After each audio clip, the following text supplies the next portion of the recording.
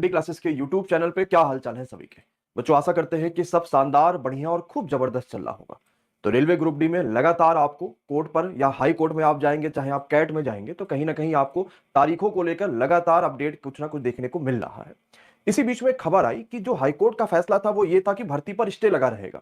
लेकिन जब कैट के पास ये सारे मामले पहुंचे और कैट ने इसके पूरे मामले को, जो इसका डिसीजन था, उसको फाइनल रिजर्व रख लिया, तो बच्चों के दिमाग में एक बड़ा सवाल ये आ गया कि सर, मामला अगर रिजर्व रखा गया है, जो डिसीजन है वो रिजर्व रखा गया है, तो कैसा हो सकता है क्या कि इस बीच में रेलवे जो 17 नवंबर से पेपर कराने की बात कह रहा है, उसमें वो करा सकता है या नहीं करा सकता। इन सभी चीजों को लेकर इस वीडियो में बात करेंगे।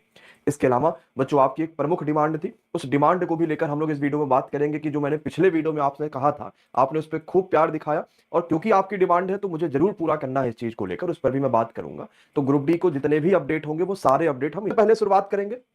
कैट का फैसला रिजर्व है, तो क्या फैसला पब्लिक कब तक हो सकता है? रिजर्व होने का मतलब ऐसा नहीं होता कि फैसला बना लिया गया है, उसको पब्लिक नहीं किया गया है। रिजर्व होने का मतलब यह होता है कि अब कोई सुनवाई इसमें नहीं होगी। अब जो भी होगा वो जज अपना फैसला अपने आप में सुनेंगे, अपने आप में डिस्कस करेंगे और वो पब्लिक करेंगे।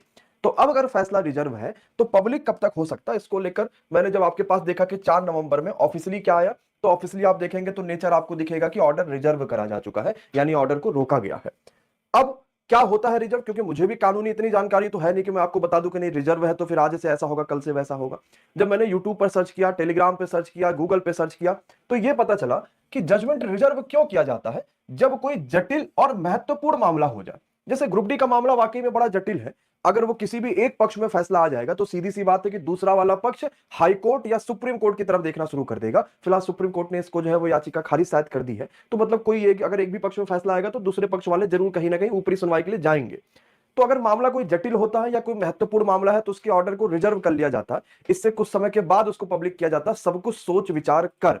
यहां पर भी वही लिखा है कि सोच समझ कर निर्णय लेने के लिए, जल्दीबाजी में दिए गए निर्णय से बचने के लिए हमेशा इस तरीके की चीजें करी जाती हैं कि जजमेंट को रिजर्व कर लिया जाता है।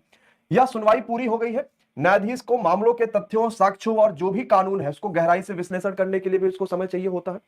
मतलब ये हो गया कि अब कैट में कोई अगली सुनवाई नहीं होगी कि यार इस तारीख को आ जाओ सुनवाई करने, इस तारीख को आ जाओ सुनवाई करने, कोई अगली सुनवाई नहीं होगी, मामला रिजर्व हो चुका है।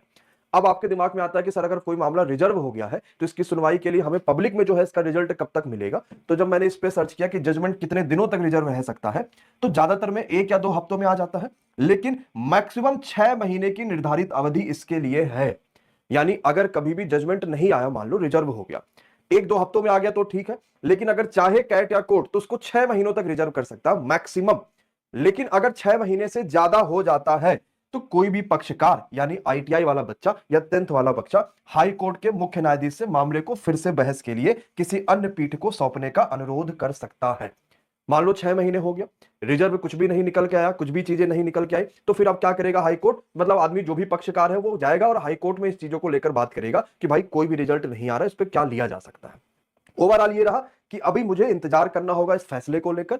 अभी हम कोई जल्दीबाजी नहीं कर सकते कि किसके पक्ष में है। बहरहाल जैसा कि आपने कैट में सुना कि भाई 10th के पक्ष में चीजें ज्यादा चल रही थी, तो अभी हमें जो है इस चीज को थोड़ा इंतजार करना होगा। और आगे का क्या प्रोसेस होगा ये ऑलरेडी आप सुन रहे होंगे कि लोग हाईकोर्ट और बाकी जगहों की बात कर रहे हैं, तो आगे का जैसा प्रोसेस होगा वो आपको पता चलता रहेगा।